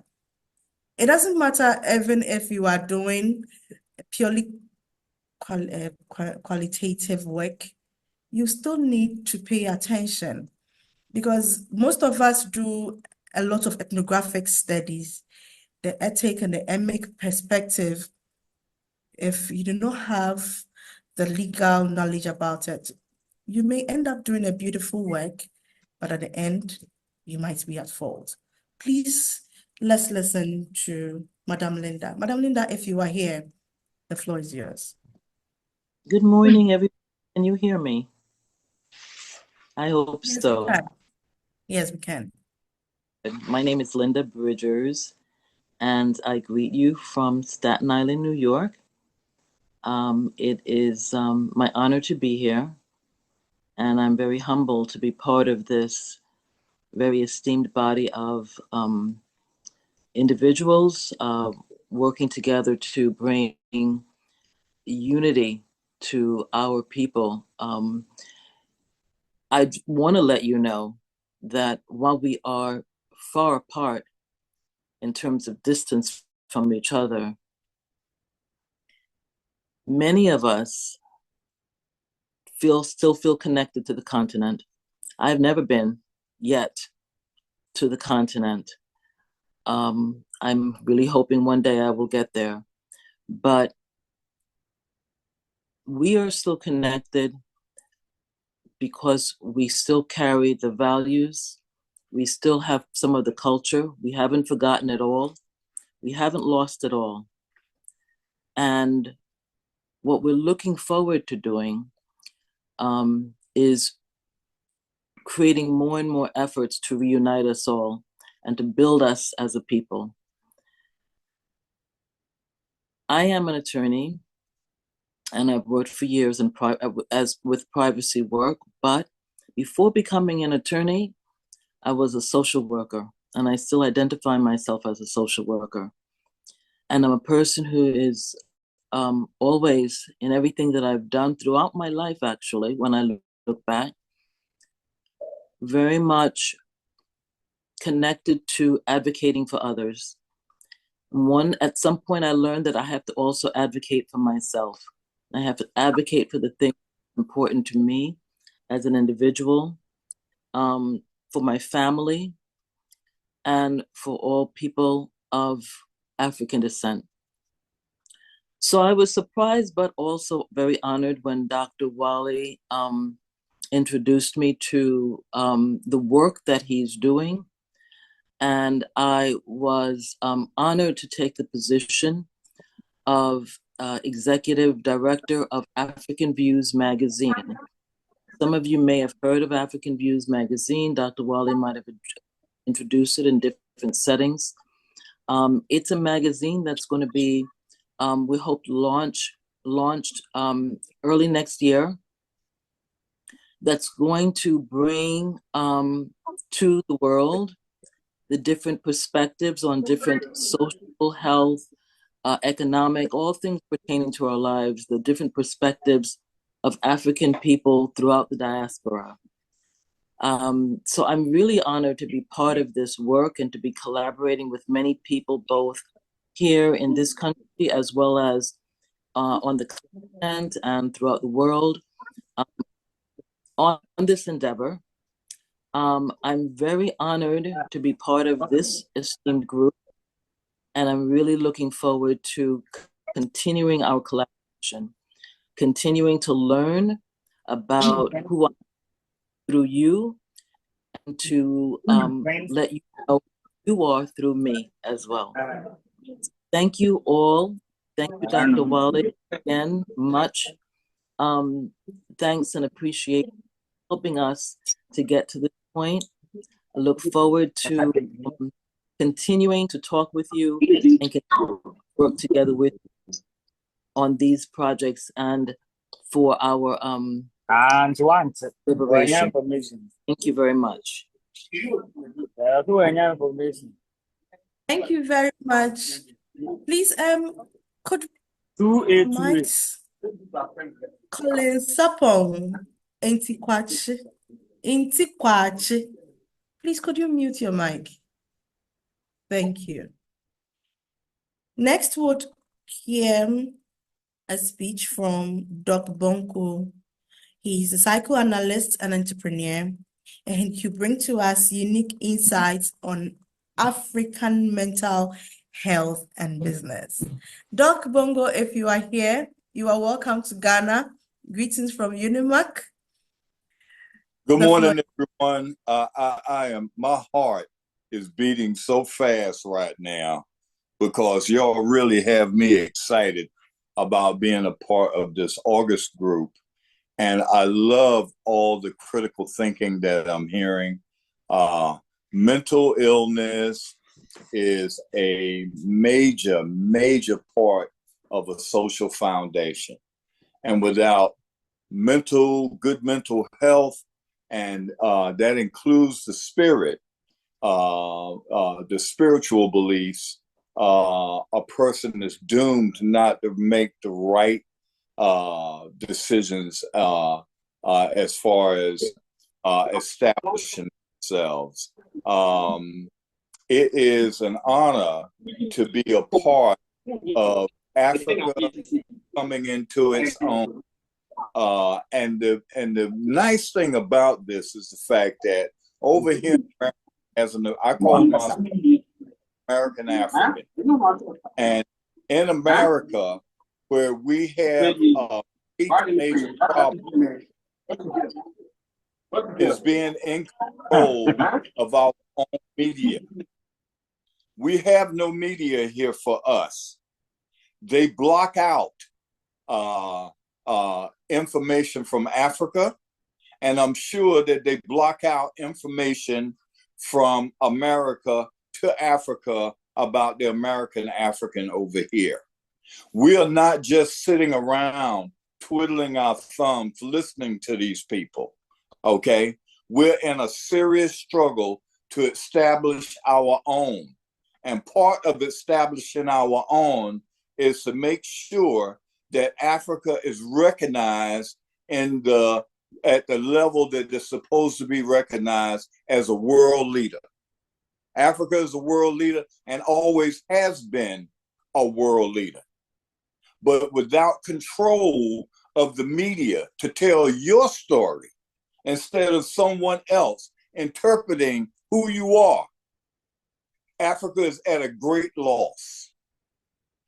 And the role of the American African is the same as what the American Jew is to Israel. The American African should be supporting Africa and the oneness of Africa and getting the story out about who Africans really are and the continent of Africa really is. We were a leader in history. They tried to make us think over here that our history starts with slavery. And that's not the truth. And so that right there, our identity has been warped because of someone else that is painting a picture as to who we are. Over here in America, I promote the fact that if you, an American African, want to get back to who you really are, you must study the history of Africa. You must gravitate towards Africa. Everything for us lies in Africa. And at American Views, at the African Views, we have decided to do this magazine to close the gap of information, because without the media, we need everything. We need magazines, we need television coverage, we need to know about cultural events, the whole 9 yards, but they have us blocked out from Africa on the mass media cell. Never do we hear anything on a daily basis about Africa. It's blocked out. And they only show certain American Africans to you. They don't let you know that there's a progressive movement over here in America to assist Africa to become the great nation that it always was. It's not that Africa is going to come into being a great nation. Africa was always a great nation, the nation amongst nations. And it's time for us to create a mass media blitz to eliminate the false history that has been projected around the world about the Africans and the Africa diaspora. And there are plenty of people here in America that's willing to help you make that move.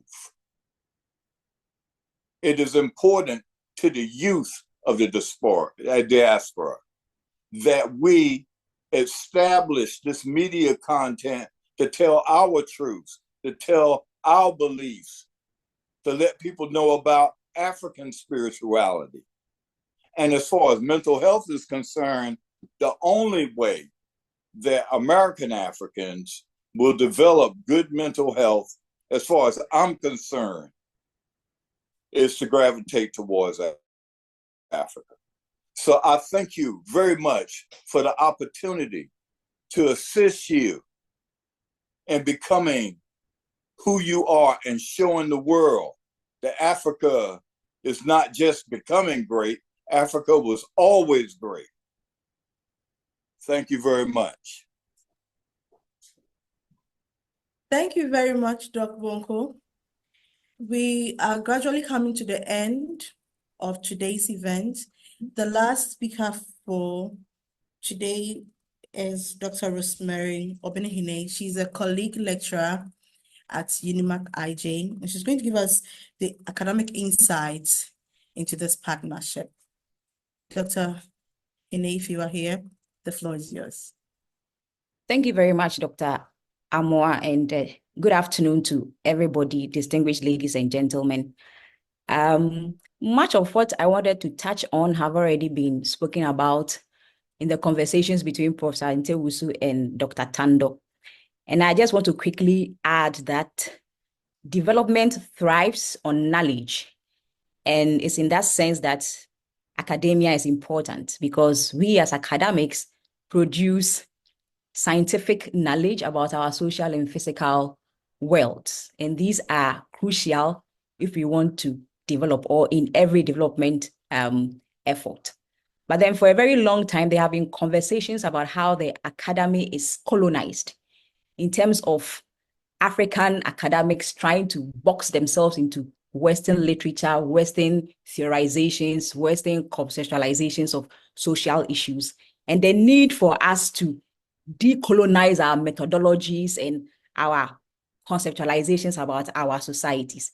And so, like Prof. Nteosu said, the time to act is now. I think of this collaboration as a call on all of us as academics and students to be intentional about producing our homegrown knowledge, which is contextualized to suit our specific context.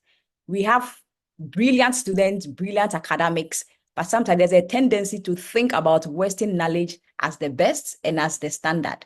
And there's a need for us to liberate ourselves from that kind of thinking and to decolonize the academy and be intentional about producing knowledge that speaks to our specific social environment. And I think that is an important step in projecting the African voice, the African intellect, the African power, as have been alluded to by previous speakers. Thank you very much.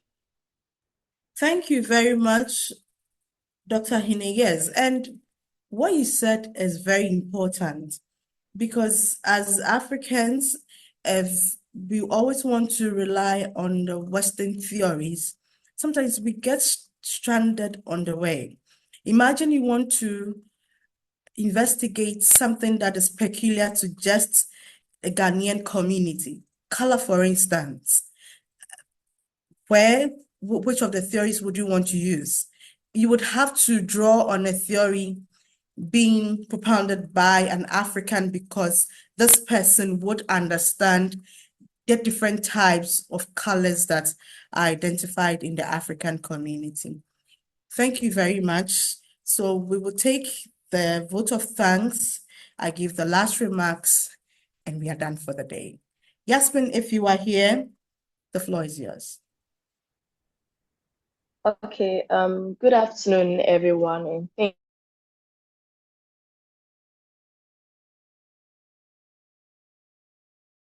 thank you for this opportunity for giving the vote of thanks. Before I proceed to give the vote of thanks, I'd like to, as I am a student, of course. Well, this opportunity or this collaboration between African Views and UniMAC will give students the opportunity to learn more about the African culture and understand the necessity of embracing our cultural identity, our roots and heritage. As students in PR, in journalism, studying languages and film, this would also expose students to various tools and resources that can be used to change the negative narrative of the African people and promote our uniqueness to the world. Students will also get the opportunity to learn about diverse cultures and narratives from the past and present and embrace the Pan-African dream for a greater future for all present and yet to come. A special thank you to the leaders of African Views and UniMAC for making this collaboration successful. Thank you to Professor Wale Idris Ajibade, founder and executive director of African Views, and Professor Eric Opoku-Agyemang, the Vice Chancellor of the university, for bringing this opportunity to our doorsteps. Thank you to all invited guests and speakers for taking time off your busy schedules, for joining us and giving us these insightful presentations. And I'm sure for everyone present, we've all gained new knowledge on how Africa can be projected to the world and how Africa is even projected to the world and how to change the narrative of the African people to bring us more gain and to show how unique we are as a people. And lastly, thank you to all participants for taking time to join us for this successful launch. We hope we would all be witnesses to the Africa we deserve and working together to see its success. Thank you very much and have a good day. Very much for thanking us. And thank you once again for all of us. So the closing remark for today's event is closing the gap on African narrative. Closing the gap on African narrative. I wish you a very good afternoon and bye-bye. I was your moderator, Dr. Nanaba Dawson-Ahmoah. Bye.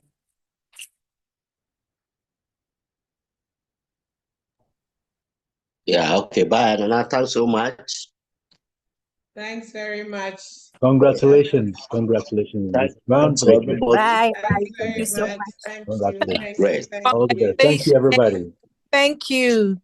Thanks, Dr. Dr. Wale. Wale. We hope you get Thanks, well Nana. very soon and Thank out you. of the hospital. Hi, Dr. Lori Shejapon. I have Thank you operations today. so much. Hello, my dear Nana. It's been a long time. We need to hang out again, you know. We have to, Doc. We have to. Yeah. Thank you, Very Dr. soon. Lorenzo.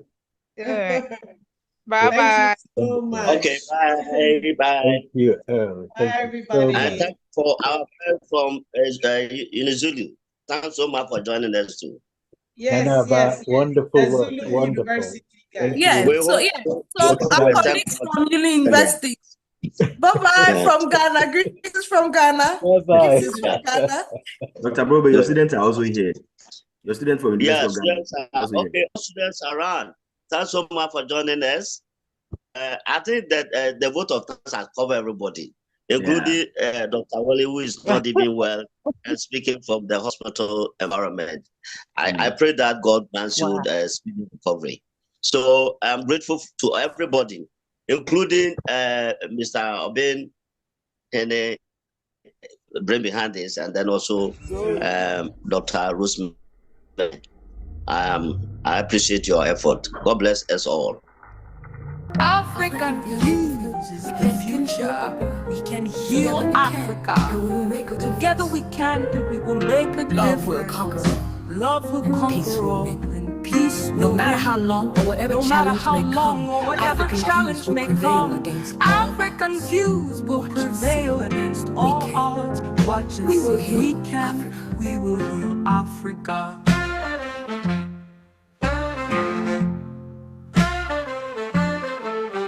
Every man, every woman, and every gender in harmony. We can. Every man, every woman, and every gender in harmony. Heal Africa, and all the people in every land will live in harmony. Heal Africa, and all the people in every land will live in harmony. United as one. When we are lost, we turn to culture. When we are lost, we turn to culture. Culture is our natural compass. Culture will always guide us home. Culture will guide us all. Let us remember the way of the ancestors. Let us not forget the sacrifice of blood, sweat, and tears. We are the ones they have been waiting for. We can, we must, and we will heal Africa. Africa is the place where the past, the present, and the future are united. Home is where the heart is, and our hearts are in Africa. In our hearts are treasures untold. Look inside, find yourself, see yourself, know yourself, and be yourself. African views are real and authentic, and we can prove that another way is possible in the journey to love boys and girls in every shade and every color all over the world. We'll come together and see that love is real. Together we can create a world filled with love and harmony. We will end hatred, greed, nepotism, sexism, and racism. Another way is possible. African views has the vision. It has the art, the vision, and the confidence. All around the globe, we will lead in this new direction in the journey to love. Peace is the destination.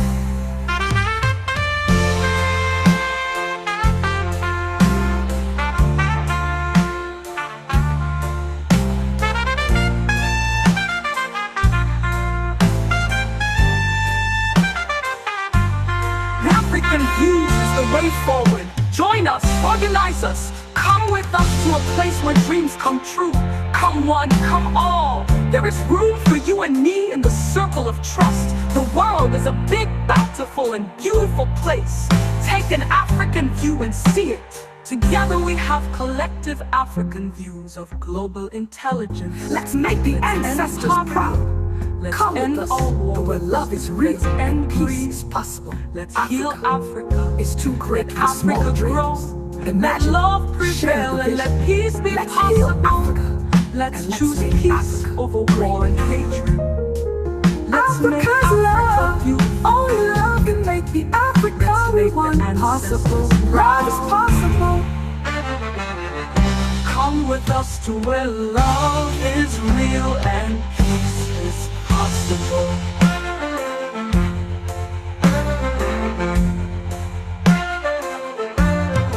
Africa is too great for small dreams. Imagine it, share the vision. Let's heal Africa and let's make Africa great. Africa is love, only love can make the Africa we want possible. Love is possible. If you believe, together we can heal Africa. When we heal Africa, we can change the world. Let's heal Africa and let's make Africa great. Africa is love. Only love can make the Africa we want possible. Love is possible. If you believe, together we can heal Africa.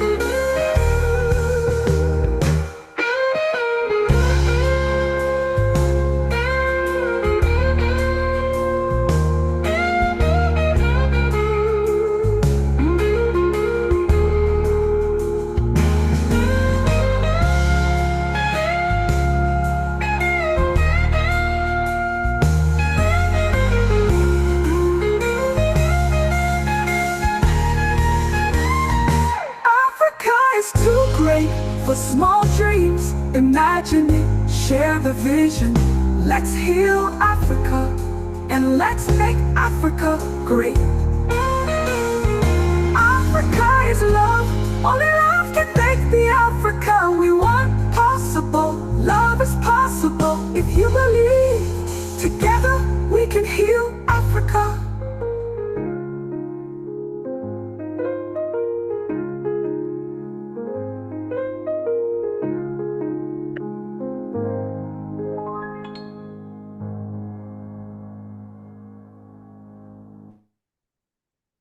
Thank you, everybody.